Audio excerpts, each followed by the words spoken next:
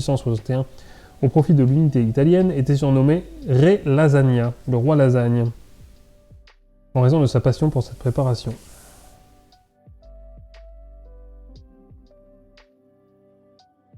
Les autres lasagnes d'Italie. La napolitaine, Campani, pâte de blé dur préparée avec du ragoût napolitain, de la ricotta, de la mozzarella et du fromage.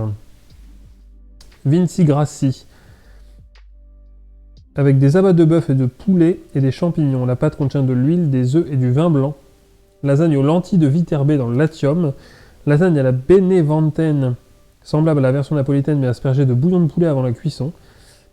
Et Saghechine, semblable à la version napolitaine mais enrichie d'œufs durs, de scamorza. Scamorza, c'est quand même terrible ça. De légumes et de viande de porc. Oui, il a l'air vraiment bien ce livre.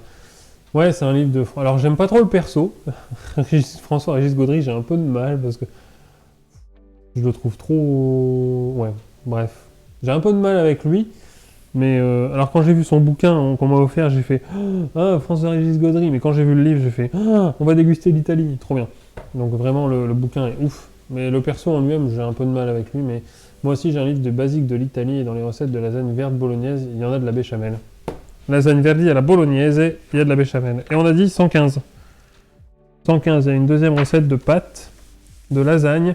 Les lasagnes des pane carazzo con i carciofi. Je sais pas si je le dis bien, pardon. Pardon pour les Italiens dans le chat. Et pardon papy, mais je le dis mal. Cette recette sarde de lasagne aux artichauts rend hommage aux saveurs de l'une de ses terres de prédilection. Et dans celle-là, par contre, il n'y a pas de béchamel. Mais dans la lasagne verdi à la bolognaise, il y a de la béchamel. Fin du débat. Béchamel forever.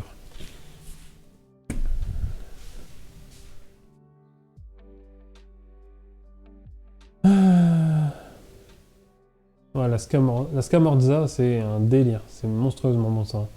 Voilà, c'est un truc énorme, je kiffe. Ouais. Ça, la scamorza, c'est quand même un délire.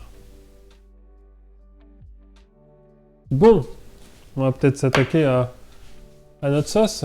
On va couper nos oignons. Bon, j'ai trop faim là.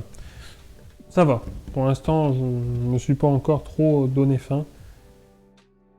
Mais ça ne saurait tarder. C'est sûr. Alors oui, j'ai des racines italiennes, irlandaises et françaises. À vrai dire, c'est une sacrée coïncidence. Je viens de voir mon oncle originaire du Latium. Et on parlait de ça il n'y a pas plus tard que quelques heures. Mais incroyable. Tu as des origines italiennes aussi. Excellent. Moi aussi, du coup, par mon grand-père. Mon grand-père qui est né en Italie. Et j'ai encore de la famille qui vit là-bas. Et d'ailleurs, je pense que je vais peut-être, cet été, comme on compte faire un petit road trip avec Micheline de quelques jours en van, et qu'on s'est dit, tiens, pourquoi on n'irait pas faire le nord de l'Italie et la région du lac du Côme, la région du lac de Côme. Moi, je connais, mais elle ne connaît pas. Et ben, pas loin, à Milan, il y a la sœur de mon grand-père qui habite encore là-bas. Donc peut-être qu'on passera lui faire un petit coucou. Et évidemment, ramener des bons produits de là-bas. Une très belle région, ouais. Le lac de Côme, ouais, c'est magnifique. Hein.